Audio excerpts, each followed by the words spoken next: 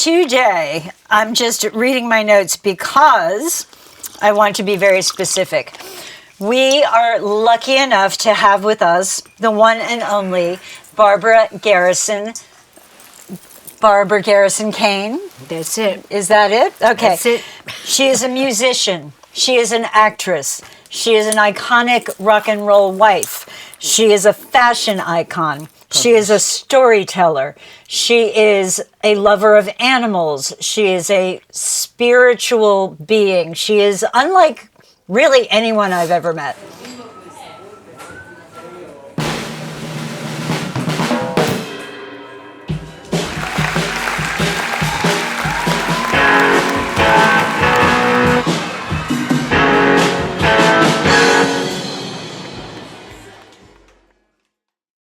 Did I say actress? Musician, actress. Published author. Published author. That is correct. Very proud of that. Very proud of that. And soon to be again. So, I want everybody to meet. I call you Babsy Doll, obviously, because that's part of your email. But Babs, but Barbara Garrison Kane, which I like Kane as well. It is very cute. warrior-like. It is. Especially with the K, I really like it. And then as long as they don't call you the BTK killer, then we're really good. Oh my God. So we're going to talk about various aspects of your life because there's so many and you're so interesting. And even just in the half hour we've been sitting here having Kahlúas. Yay. We, have learned so much in explaining to Peter the things we were talking about at brunch the other day. And so just to get you going, because I can't stand to hear myself talk, you were born and raised in Bennington, Vermont, a bucolic, beautiful place, but New York was always calling. I was born in Manhattan. Oh, you were born in Manhattan? Yeah, St. Clair's Hospital. Where is St. Clair's Hospital? 58th Street. There's no more. I was born in St. Vincent's Hospital. Oh, I know St. Vincent's. Exactly, yeah. and that's no more. Yeah, I know. Well, oh my goodness. What the hell's happening? What is happening? I don't know, but let's cheers. Cheers to St. Clair's and St. Vincent's. Yes. Anywho, and then a Jewish hospital, which isn't there anymore either. Oh my All right, gosh! Peter. All right, yeah. Less and less hospitals. That doesn't seem right. Oh, that's delicious. They paved paradise and put up a parking lot, right? That's right. Yeah. Mm-hmm. At least they validate. Oh my God. That's so funny. The thing about Babs is she has met everyone. And I don't mean met everyone, but has interacted with, worked with, been lovers with, been friends with, battled with. She knows everyone. This is not someone you just say, oh, I know her. She knows everyone in the music and the film industry. And that's one of the reasons I wanted to have her on the show. So when you decided to move back in the 60s to New York after, a adolescence in Vermont, because who wants to be in all that snow? You came to New York between 66 and 69. You were around that whole... 66. Okay. End of 66, 67. Tell me about those times then and how you fell into what you were doing and what you were doing. Well, I went to New York with a friend of mine and landed in the Bronx. But that didn't work out. It was an apartment with men. And it was a bit too much. So not the Barbizon. No, I got you. No. So I got on the subway and took the train down to the West Village and went to the Cafe Wa.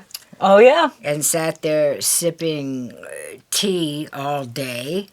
And this woman named Samantha saw me sitting there and said, with my suitcase, and said, why don't you come up to my apartment? So I went upstairs above the Cafe Wa to her place. And it turns out she was Andy Warhol, one of his little starlets. And the luck. Yeah, I was actually very high on LSD. You said you were sipping tea at Cafe Warhol. I don't know what was in that bloody tea, but These were different times, as we like to and say. it was pure. Different tea. Yeah, Yes. different kind of tea. So, Mandy Rothspice tea. yeah. Right, and it's Warhol's kind of building, and Samantha lives up there, so okay. Yeah, so she said, there's this really cool band playing tonight. Come downstairs with me and we'll go see them. And so I went downstairs with her and we sat down and watched this outrageous band with this outrageous lead guitarist. And the band was called Jimmy James and the Blue Flames. Jimmy James and the Blue Flames. That was Jimi Hendrix. Oh my god. Her first night in, she finds a place to live, a roommate, and goes to see this cool little band. So in the intermission, we grab Jimmy and we go upstairs and we smoke a bunch of pot. Well, that's on brand.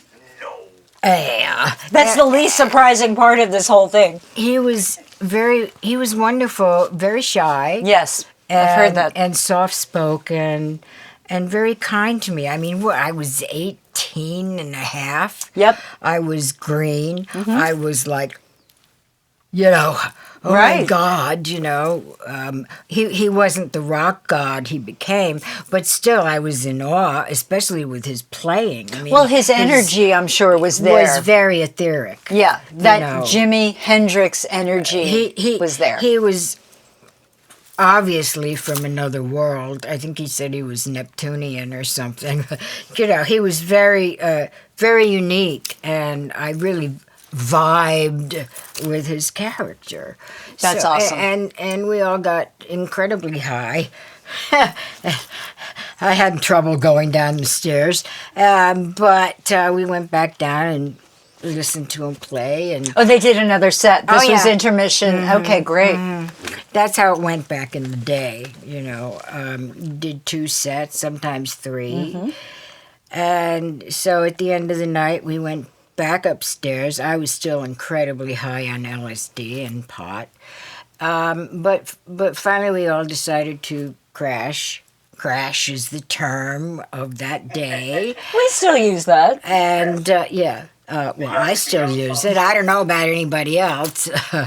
Neither do I care. What? I say it to younger people, I got to crash. They're like, well, you're all getting old. I'm like, Yeah, right.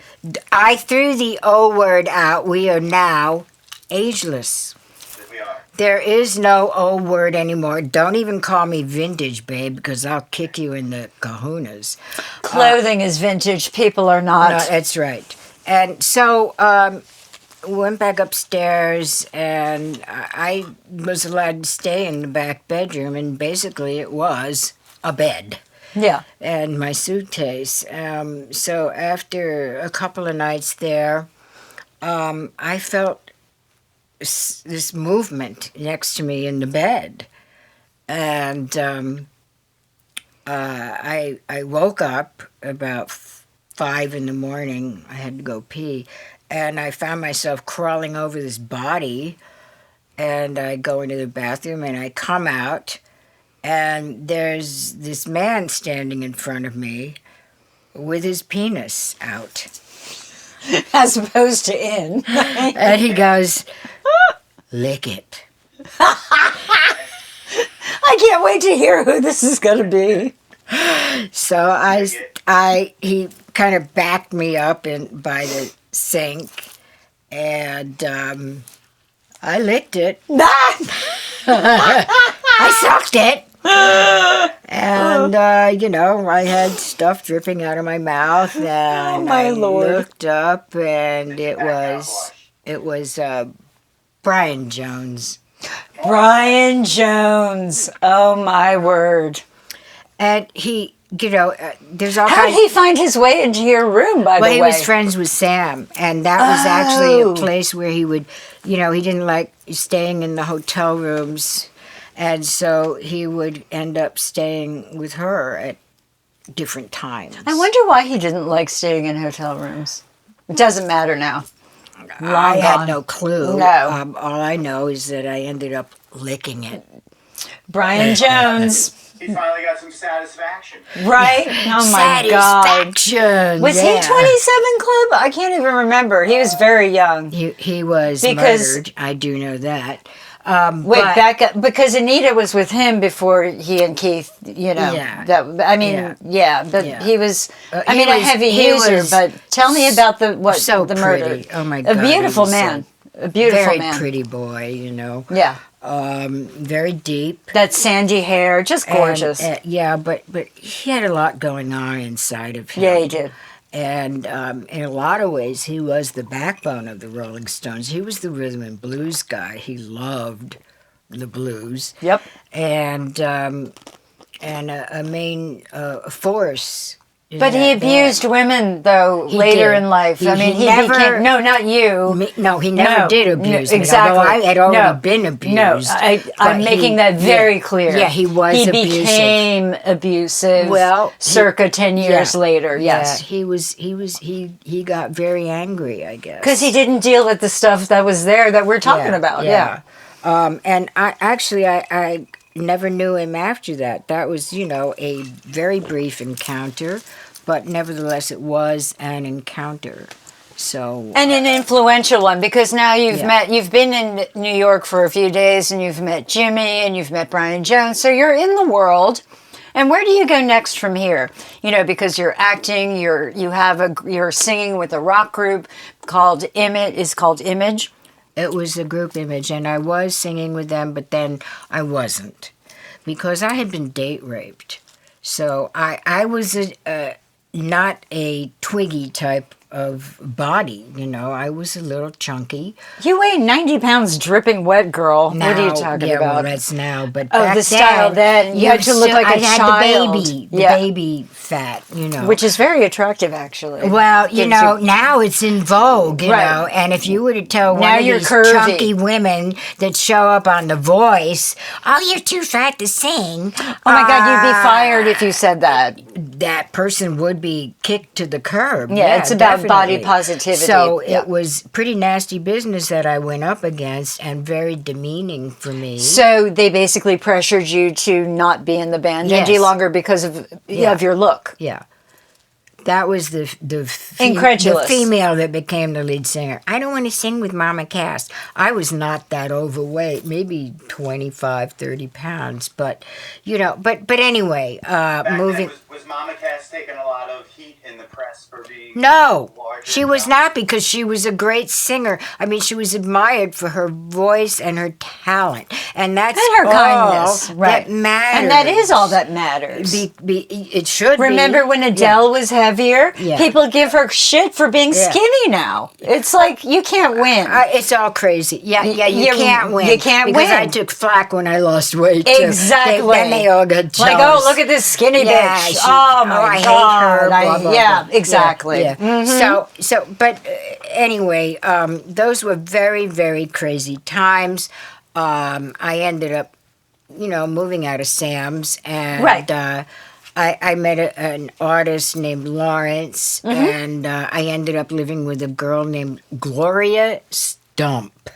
Okay. And, Gloria grew up in the Vanderbilt turf. She had her family were very, very wealthy. Old money. Yes, a townhouse uptown. Beautiful. And, but, we would go out and do crazy wild But you have the things. downtown life. It's hard to go home to a brownstone on the Upper East Well, Side. we didn't. know. No, she had an apartment downtown. Oh, I mean, okay. Yeah. She didn't. She wasn't going to live up there. Yeah, I was gonna say, No. honey, we you would just don't go go- visit Granny and Right. fleece the couch, because Granny would hide hundreds of dollars in the couch. If you go above 14th Street, you get a nosebleed, Yeah, right, Oh my right, God. yeah. Well, the New York Dolls have a great line in Office song, Private World, when uptown goes downtown, gonna take you for a ride. That's right. That's Oh right. my gosh. Private World. That's Private it, World, yeah. which Arthur wrote. Yeah. And so And I sing. Exactly. So I'm skipping around a little bit here, Yeah.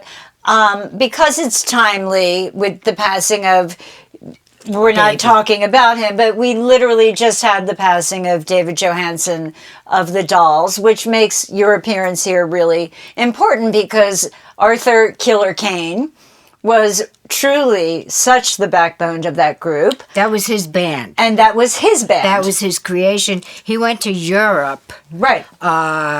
To London, to Amsterdam. He was looking for his band. He really was. And he didn't find anybody over there. He did meet Pamela DeBar over there, though.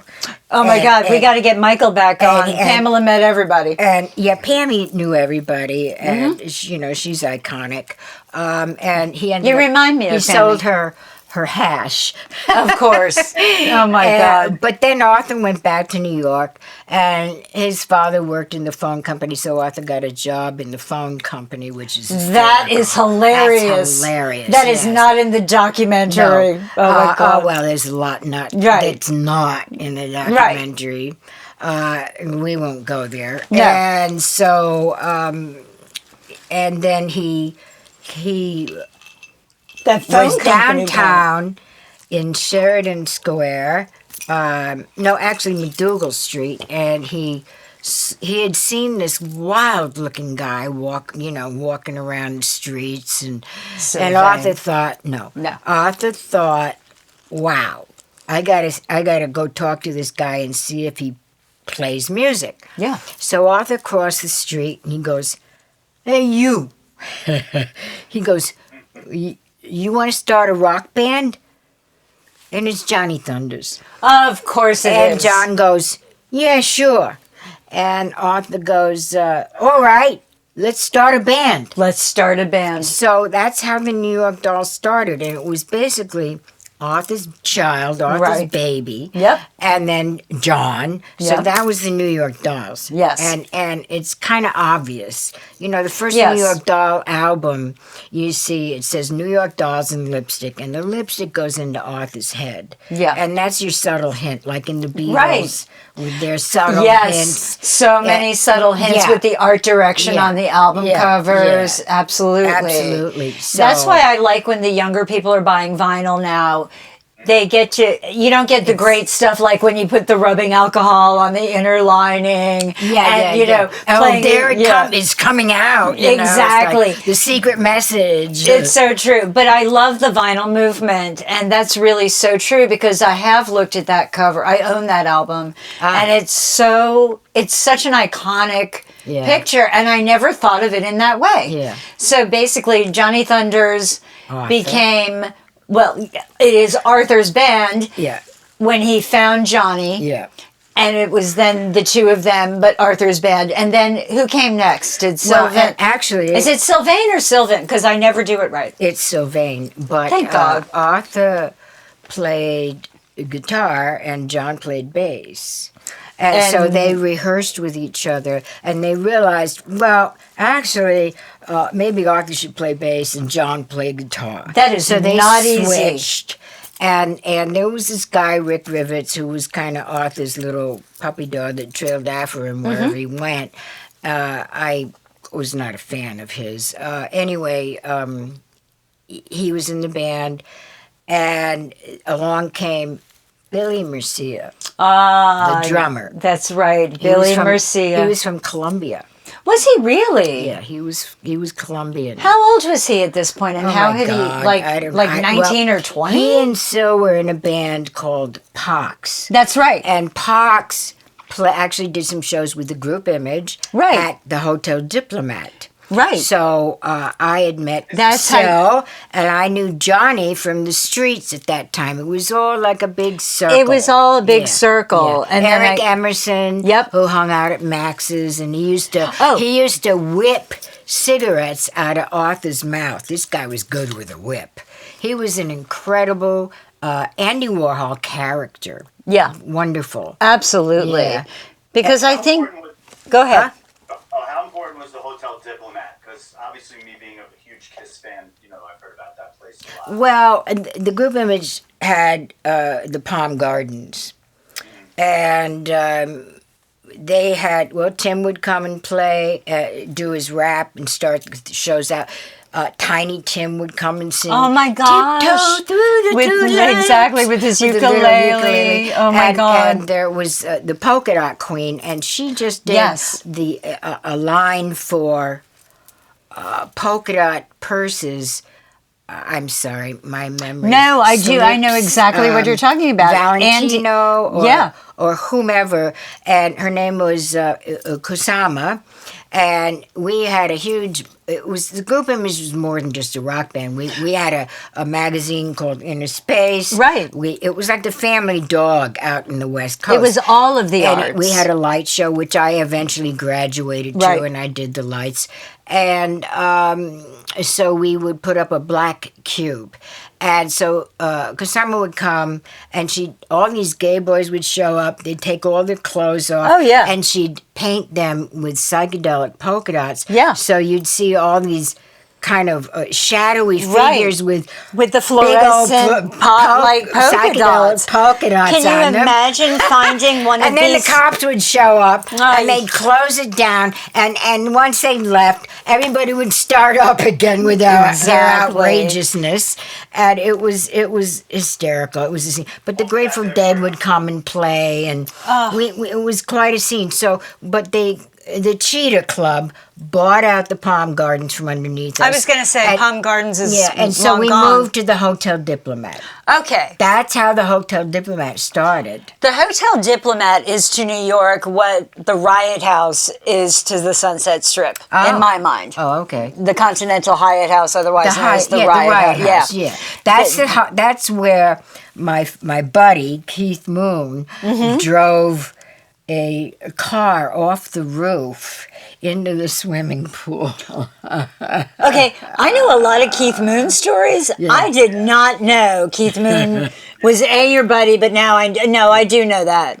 But I had no idea he drove a car off the roof of the Riot House. That's fantastic. You know, Cameron Crowe needs to get on here very quickly and do not even an almost famous, but so famous you can't stand it. Like, so famous it doesn't even count, kind of thing. Rap, yeah. Oh, my God. A movie about the Riot House in itself would be... I would love a movie about the clubs, like Max's Kansas City and Riot House and the Hotel Diplomat and the Rainbow. Just about those places would be so beautiful. Yeah. And think of all the people we still have who have these great stories, Oh, my God. Yeah, there's a lot. I mean, I'm not the only Copyright. No one out there listening. We've got this. The three of us got this.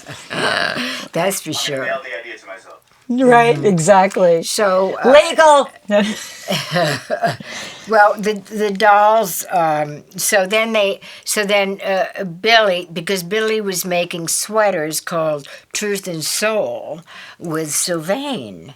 Oh my God! They were making sweaters. They were actually really cute sweaters. They had a knitting machine, like a loom, and they were. Oh my God! Yeah. So, and because Syl was very much into fashion as well. Yeah. And so he brought Syl around, and Syl just kind of slipped right in. And that was the end of Rick Rivets. They threw him out. But you liked Syl a lot. He didn't belong. Syl was fabulous. Yeah, Syl was your dear friend. And so Arthur, John was singing, and John was great, but they decided they needed a lead singer and more lyrics. So that's very diplomatic. I like when people decide, hey, you know what? Well, they were actually a very cohesive gang of musicians. They were the gang, and so they Arthur.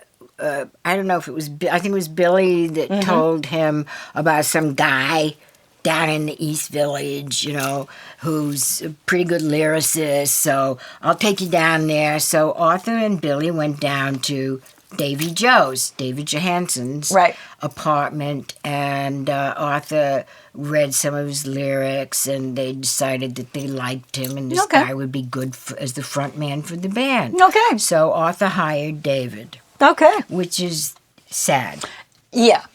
considering very how David has behaved. him. Yeah, and treated him. And Arthur and I don't need to hide that. I mean, Arthur loved him. Arthur treated him like gold. Yeah, and, he did. He did. And anyone who watches even that documentary can By see Bob Gruen. Yeah. Bob Gruen did a good one too. Yeah, Bob Gruen is wonderful. And Arthur and David in the Bobby Gruen's video are kissing each other and having just a wonderful time with each other. You know, they weren't gay, but they you know, back They're then bandmates. it was loose. Everything was loose. Everything was I mean, loose. like my story with Anita and Marianne. Exactly. You know, we did a three-way kiss upstairs in Max's dressing room. Pallenberg and Faithful.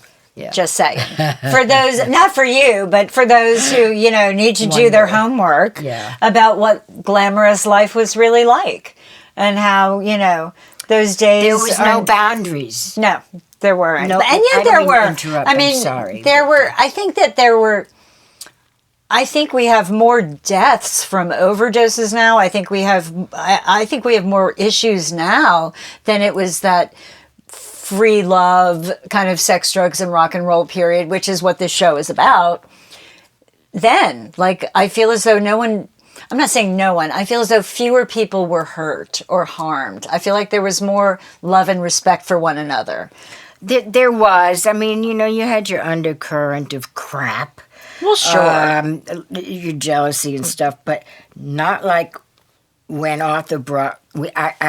After all that broke up in '69, there was this was pre-Dolls. There was a man. He was known as the Magician, and his name was Linus, and he lived in Hotel Chelsea.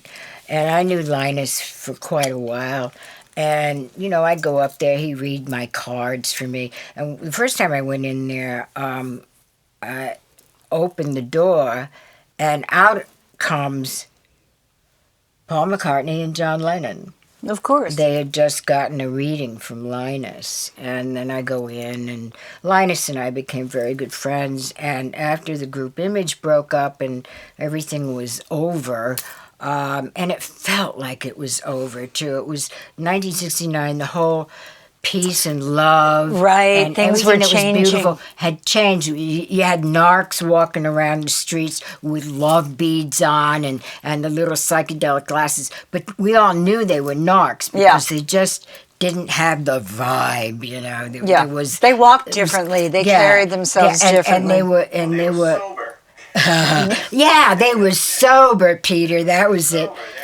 They couldn't, you know. And they were looking at us like with the stink eye, you know. It was, Their haircuts were very different too. But I mean, some of them even had on hippie wigs. Yeah, you know, and you can tell, like, they'd that take the wig glue. off at night, and then they'd have that, you know, it's ridiculous. narc crew cut thing. Oh my God! happening, You say right? the Hotel Chelsea too, a place that they just redid. I was conceived at the Hotel Chelsea. That God. is rock and roll. Oh yeah, that is. I'm very proud of that fact. Yeah. And my but girlfriend knew your dad too. it's so funny. But we're so connected. we It's are so connected. It's ridiculous. nuts. Yeah. But it's so funny how many people had apartments at the Hotel Chelsea. Yes. And you would pass it on to a friend, and like even 10 years ago, I had a friend who had literally like a 4-bedroom plus and was still paying like $500 a month. Wow. It was nuts. Wow. Yeah. She was I won't locked name her. in. She was locked in, right? And she was a caterer, and she was a lovely woman. Well, that's when I brought Arthur back to New York in 1975. That's where we went. That's where we landed. Oh, wow. Yeah, and then all of our money was, Arthur had put his money, I split the money in half. I made all this money, split the money in half, and all. You mean the doll's money? No. Oh, okay. My money. Your money. The dolls had broken up. Right. It was 1975, and we went back to New York, and someone stole all of his money out of the dresser drawer. I'm like, why did you put the money in the dresser? That's some He mafia wasn't shit. thinking. We Wasn't Italians, we don't trust banks, and we hide our money in coffee cans in the backyard. Yeah, that's I it. just told a big secret. Oh my God. I better go check out your backyard, girl. Oh my God.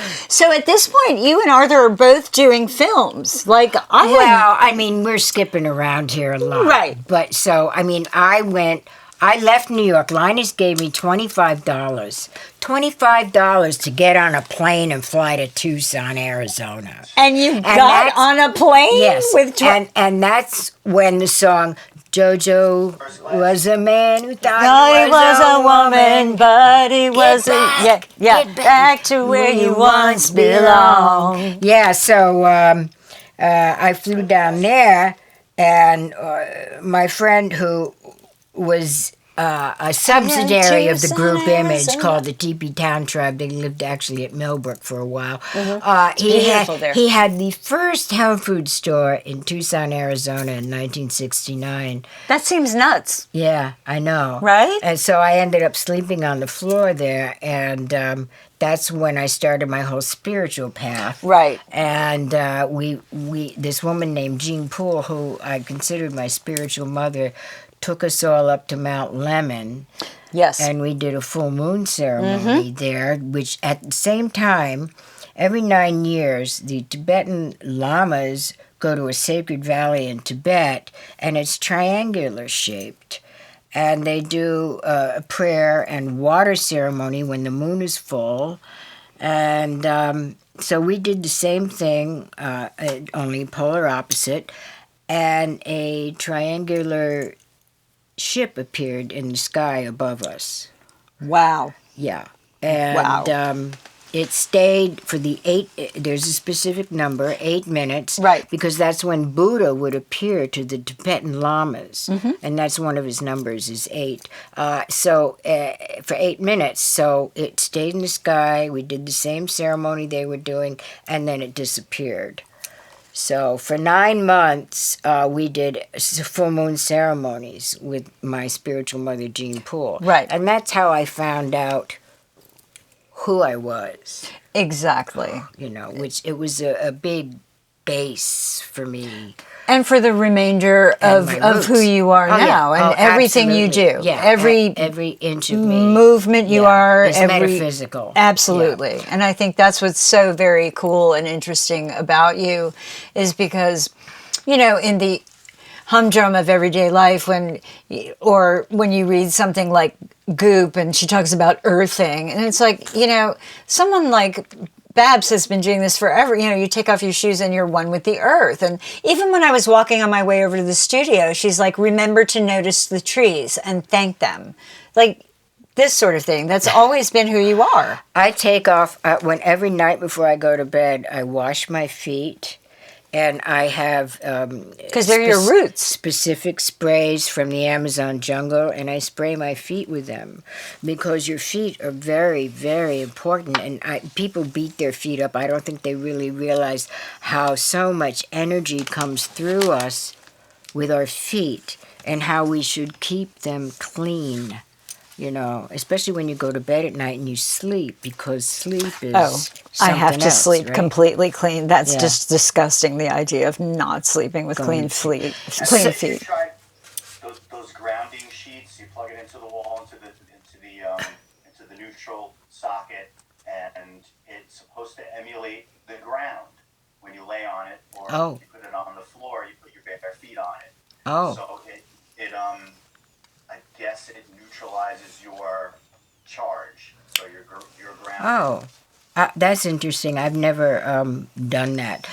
My girlfriend did get one of those beds, though. When you lay down on the bed, it's supposed to cure you and heal you with sound.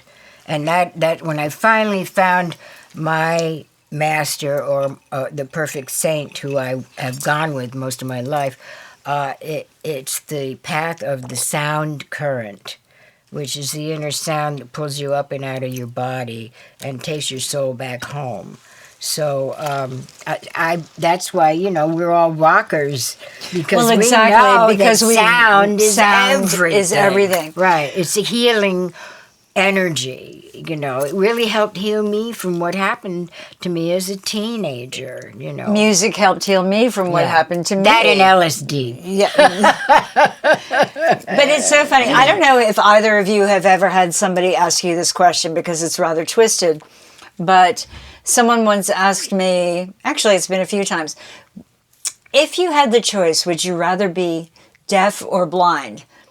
That is a very easy question for me, because, well, I'm like at this age, like I've already seen everything. Without music, I don't think there is, I could not have life. Yeah. Without vibration, without Yeah. nature, without music, without the voice of you, without the voice of you, you know? Yeah, it would be hard. Although now Although seeing beauty is also... when I play my singing bowls, now this one's copper and it has a copper pyramid inside of it.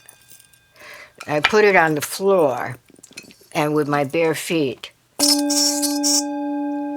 and it vibrates right up into your whole body, and you feel the sound in your body, and then you do this. Yep.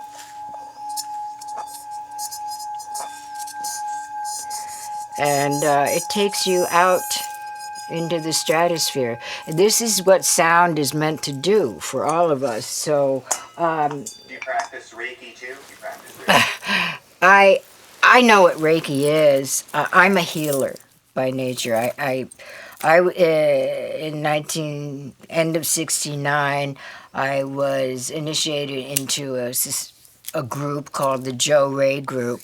And it's Japanese. It's a man who his name was Joe Ray. He went to the top of Mount Fuji and he received the light, and he was spoken to from sacred beings, and he came back down off the mountain, and we used to wear a little thing around our neck, an amulet, and it had these sacred names, and we would heal with our hands. And I remember I went with some of the people from the full moon ceremonies. One guy was Chuck Wine. Yep. He used to make movies with Andy Warhol. Yep. And Chuck, we called him the magician. He was a very mystical person. And we went up to Berkeley, and we sat in this apartment for 8 hours a day healing people.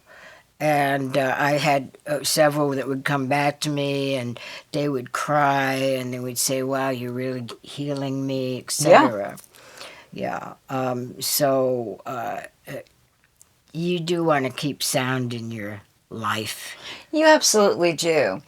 How do you think, when we were talking earlier about your experiences knowing Timothy Leary, how do you think that you've attracted such mystical, knowledgeable teacher people, whether it's music or healing or mysticism?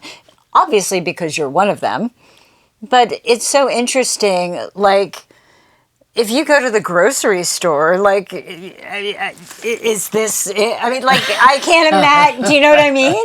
Like, what I don't dress like this to go to the grocery store. I know, we're on a show, but it's so funny. It's like, it's so funny because there are just certain people whose energy attracts other, high creatives. It happens. It does happen. And because so, we're all connected, really.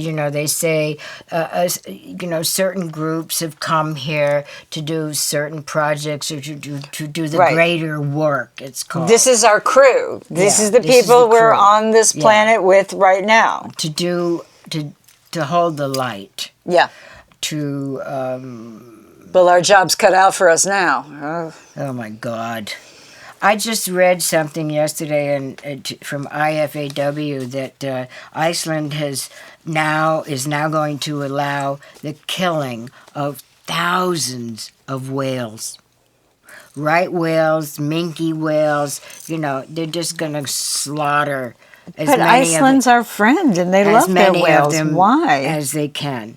Well, nobody quite understands why the hell they're going to do that, but are we regressing? Well, yeah, I think, in history there have been moments like this where we do have to have a period of correction and regression for 40, 50, 60, 100 years. And everyone's like, told you so, told you so, told you so, in order for us to move forward. And we're in one of those. Our work is cut out. Our work really is cut out. We really have to, and it's not so much everybody getting together and doing this and that. But that is important. And that's the people that are environmentalists.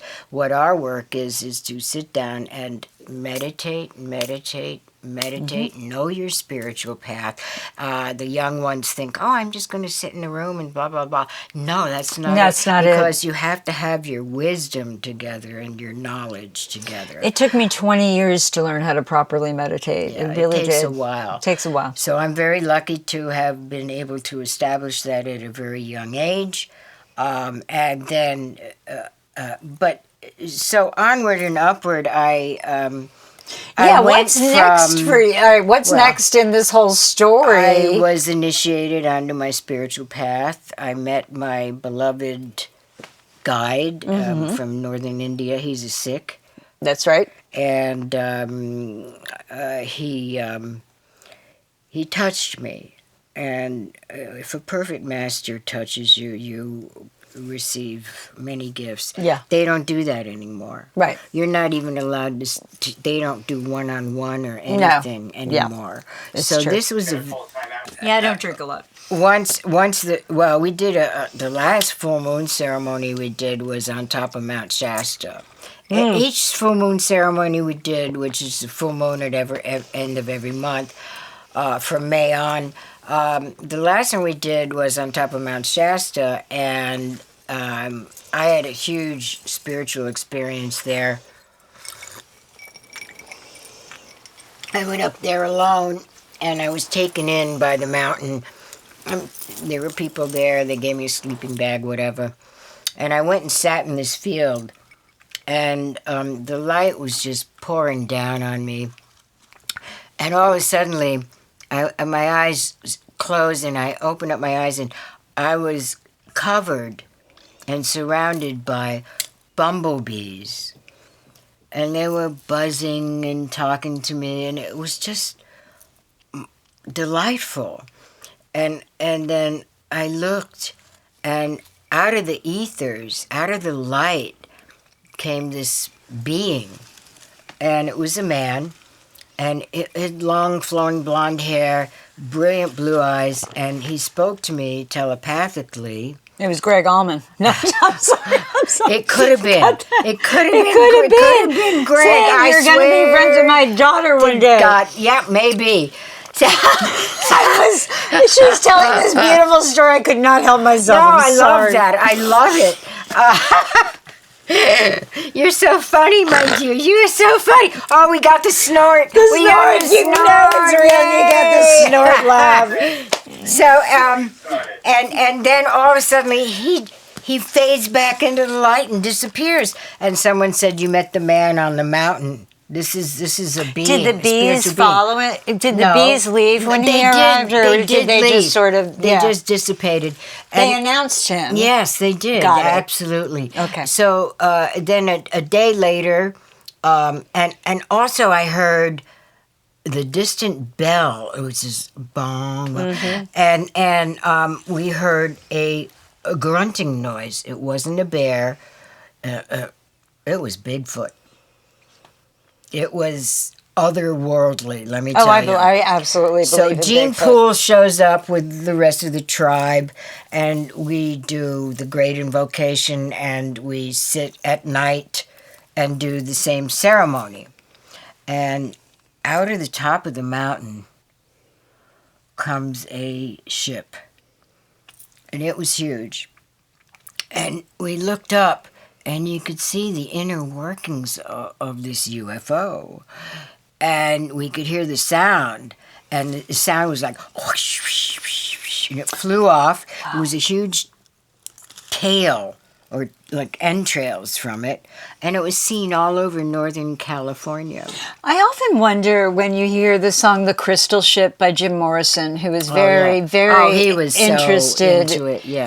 In Native American cultures and mysticism and spirituality. I wonder if he had an experience like that. Probably, because he would go out to the desert a lot. Yeah.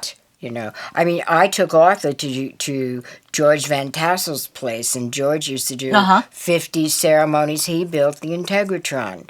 He was given instructions on how to build the Integratron in Landers, California, which is now some kind of spiritual Oso whatever center, and it would lift up and spin, and create sound, Right. and would heal you. But he also did he did UFO meetings out there, Right. And I was going to bring you some information, but you said we don't need it right now. From Gabriel Green, who was Yes. at those ceremonies. I knew Gabe. I met Gabe, and he gave me all these stack of Wow. magazines that he used to put out in the 50s. Amazing. And, so he would do these ceremonies there, and he had a little cafe, and the cafe, if you went down inside of it, there's a huge crystal underneath Landers and Joshua Tree. It's on the magnetic grid of how they come in, the ships, and go out. When the portals open, they come in through those grids, Right. and they travel the grids. They don't just The fly lights randomly. just flickered. It was super interesting. Oh, that is interesting. Well, here, so the obvious question is, you should write a book about this, but of course, you are. And I think what's really important, I mean, I've met very few people who have learned as much of you, learned as. Have another drink, my dear. I know, right? I've had one cocktail, and I'm like, what? I know. Yes, I can talk real good English. Oh my God! Yeah, me and you, we ought to whatever, I know, right? Right? I know we're Instead of such you and I. lightweights, and I don't have like my LSD excuse. Oh my God!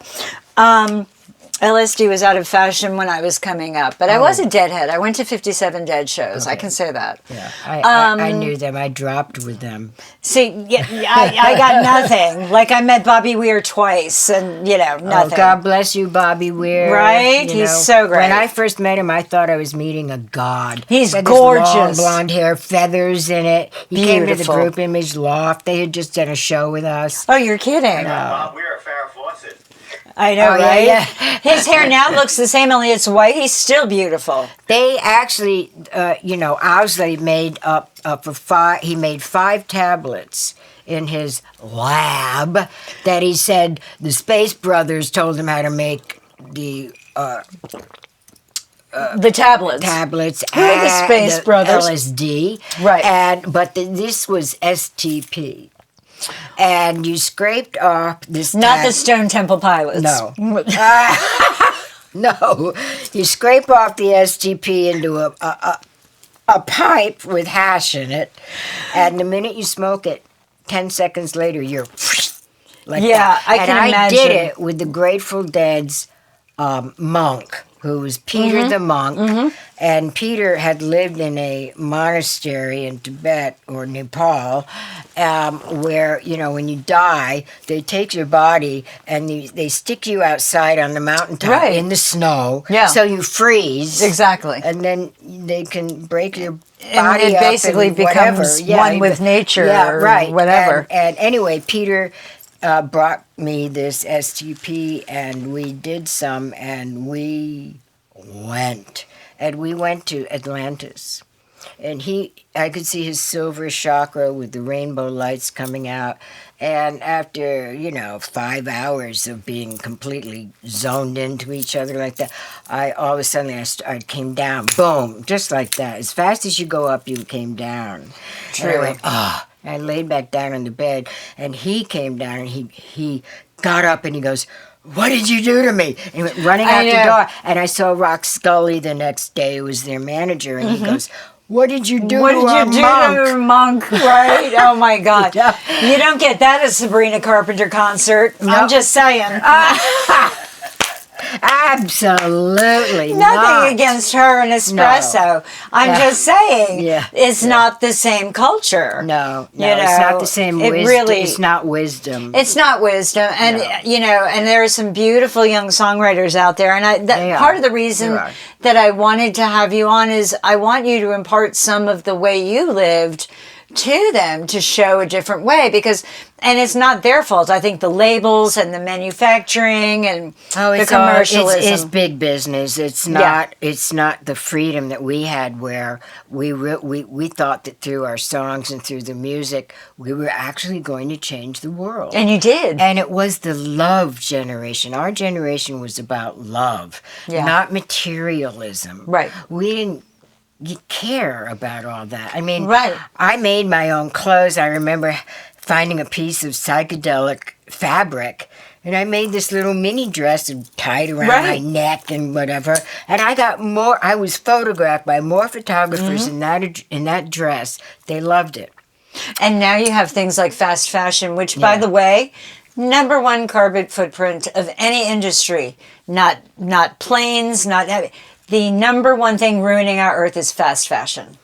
And not to be that person on a soapbox, but there I went. Well, but anyway. So after that, I moved. I was initiated. Then I went back to Gene Pool's, and these two women, Lori Lawyer and Hazel, said, "Barbara, you've got to go meet the Hopis." Yeah.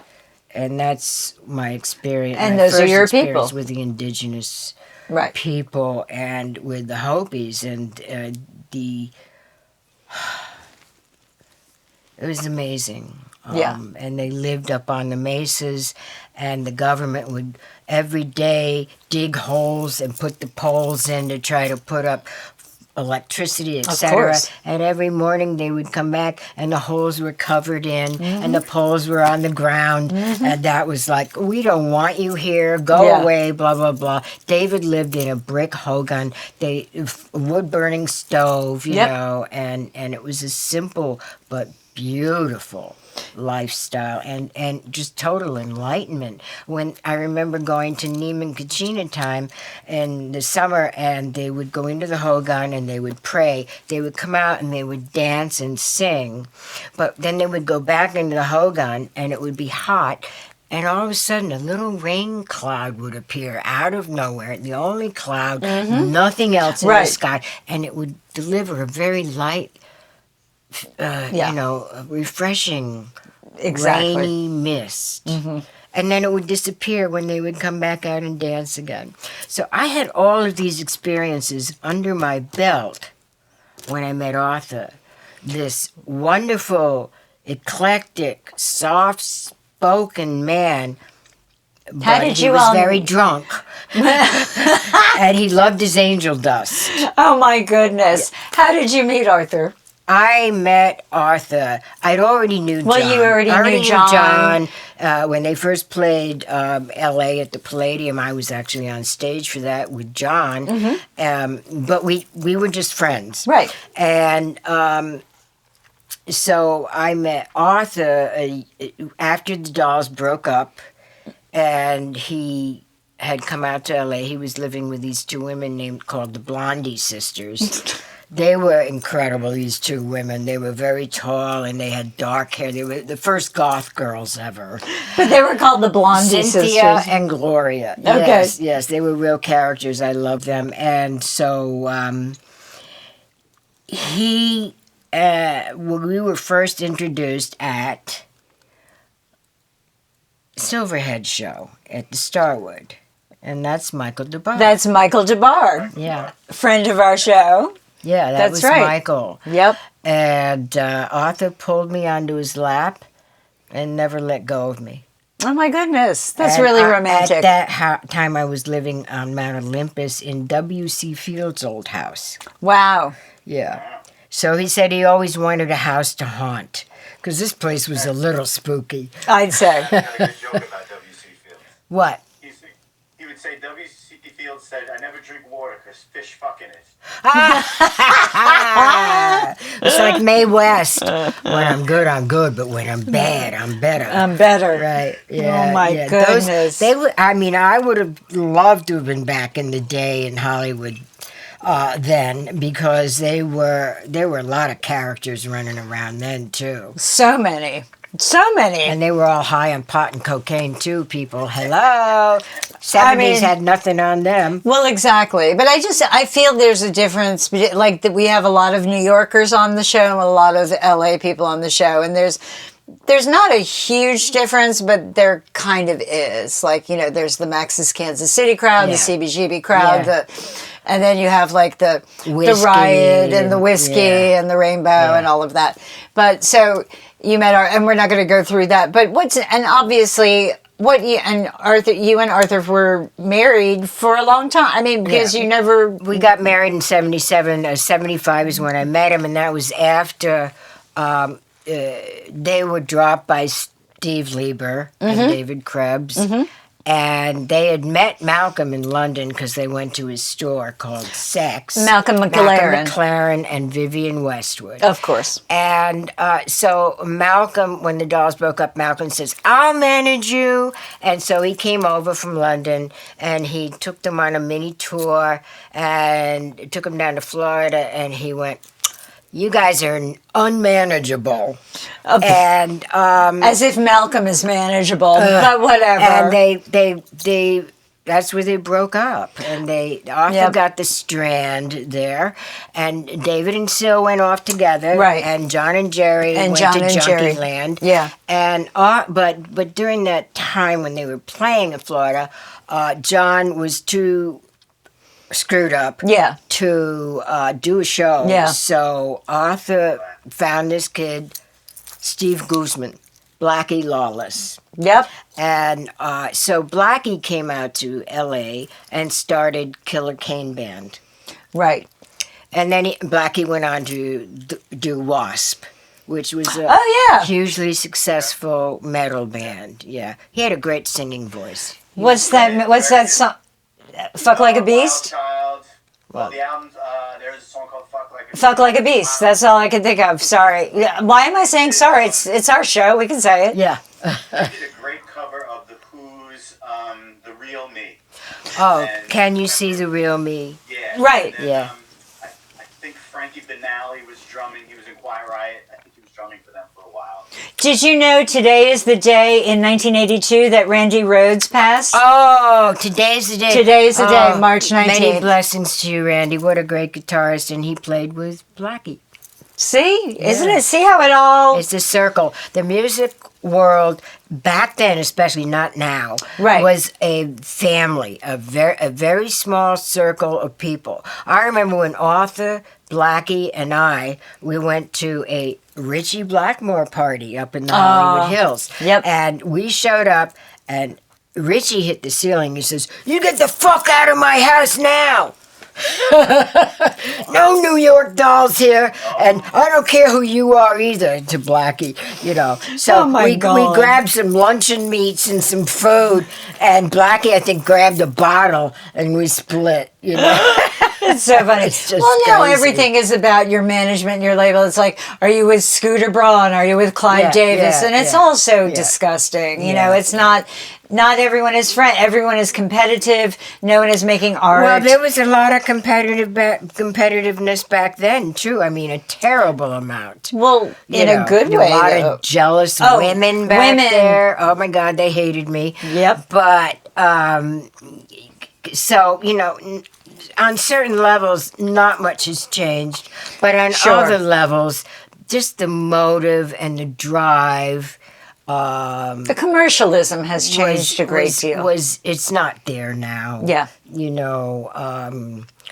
Once again, the peace and in love general, vibe. there are those who do, certainly. Yeah. But in general, it feels more manufactured. And I can hear so much of the music that was created then in the music now. And even these young kids are now doing, like, they just did the Mamas and Papas song, Monday, Monday. La, la, da, da, da, da. Yep. Yeah, I mean, it kind of kills me in a way. It's like, oh, okay. I love a good cover, though, Yeah. if it's a good cover. Yeah. There's somebody has a cover Let's of do some California. covers. I know, I know, right? Yeah.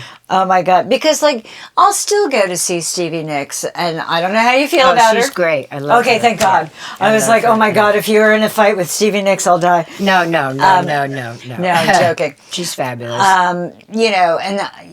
So many people cover Landslide, which, I don't even think is one of her greatest songs, but, that whole line about getting older, I think touches people because she's 78 and she looks fantastic. It is a tearjerker. Yeah. Oh my God, it's hard to get through that without. Right? I myself, I was a huge Linda Ronstadt fan. Oh my God, long time. Blue Bayou. And Blue Bayou. My hair stands up. She had a golden voice, Well, and she's still with Janice, us. Who Janice. I met. Joni's still having her parties Mitchell. every other Friday night where there's a jam in Laurel Canyon.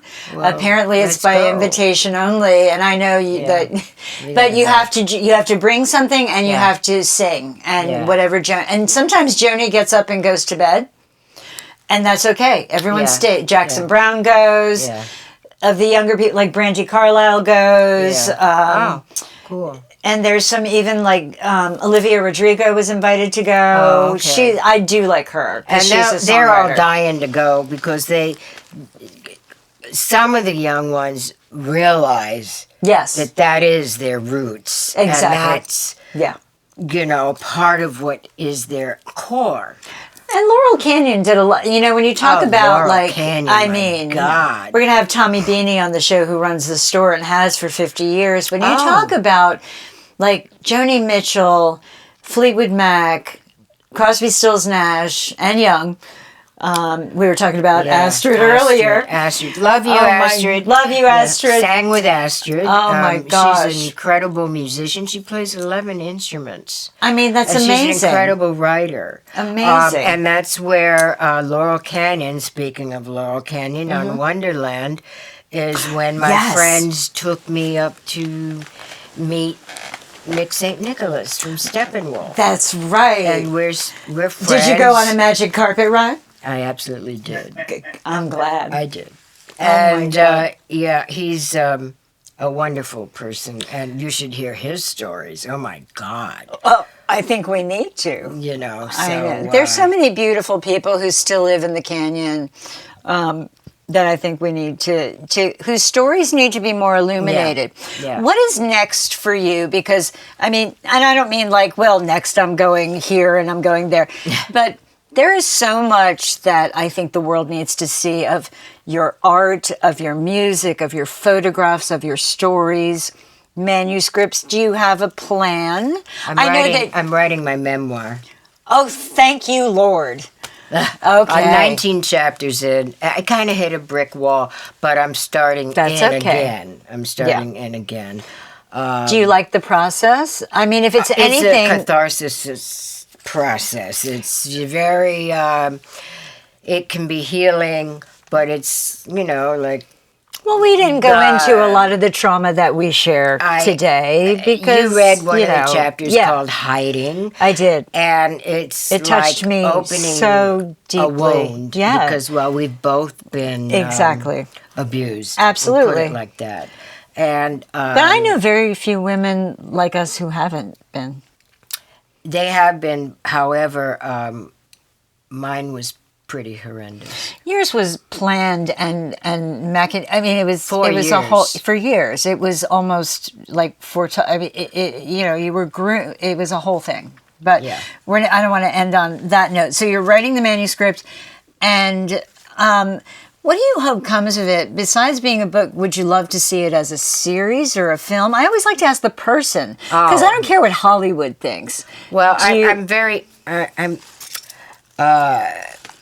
A Broadway musical? Oh God! No. I see it as a Broadway musical too. God, no, all the leaves are brown. Frankly, yes. I want to record again. I'd love to record with you. I will record with you. I think it would be fantastic. I think it would be so much fun. I think it would be a lot of fun. Very enlightening, and I have to finish the book, which is a monumental project. It's just monumental. I'm only at the part. Oh.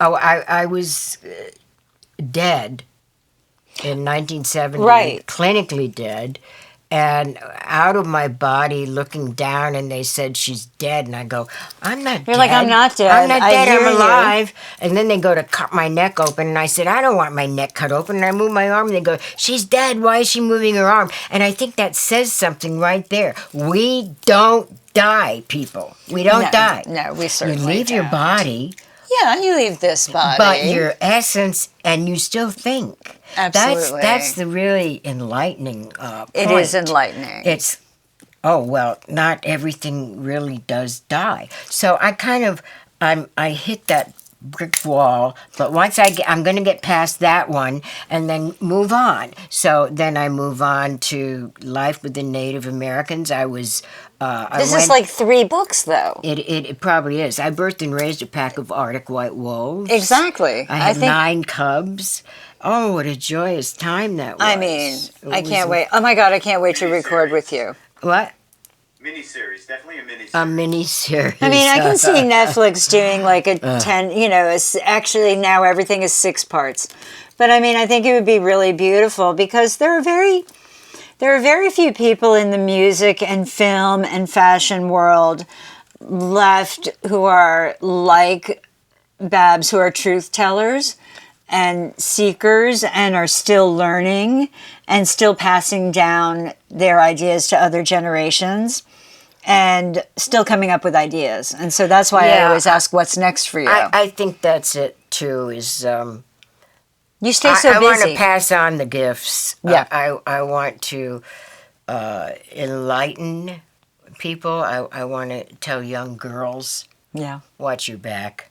Yeah. Be aware. And to everybody, do what you want in the material world, but find your spiritual path. Find your path, meditate, do what floats your boat, so to speak. Do what brings you peace. Because there is no peace on this planet right now. No, there isn't. Every morning I get up and I plant my feet on the earth. I sing to the birds. I know, okay, here we go. I'm corny. I hug the trees. The tree branches, caress my face. I feed the squirrels. I pound up walnuts for the birds so that they have healthy little eggs, instead of That's so fragile beautiful. eggs. This is joy. And then I go about in my day, into the madness of LA traffic and whatever. But that base of your day yes. allows you to Yes. go on to the madness. Do you know what yes, I mean? Yeah. and so this is a message I think people should try to do. Even if you live the apartment life, get a plant. Do Absolutely. something. Always surround yourself with something green. Well, you know what? On that note, I think there is so much left. This is really part 1 of our talk with Babs. Barbara, I don't even notice I'm being formal. I don't even know how much to thank you. I think next time we'll do instruments, and actually we should sing, because you know what? I think we should plan a few songs and we'll sing. Yeah. Because we're on the same frequency. And I'm just so grateful that you've taken the time to teach us all. Thank you so much for too. being here. Once again, this is Babs Garrison Kane. I did it right. Babs Kane, thank you once again from Peter Vox and myself on Lipstick, Booze, and Backstage Passes. And you all have a beautiful day. And don't forget to thank Mother Nature and find your peace. How we do, y'all?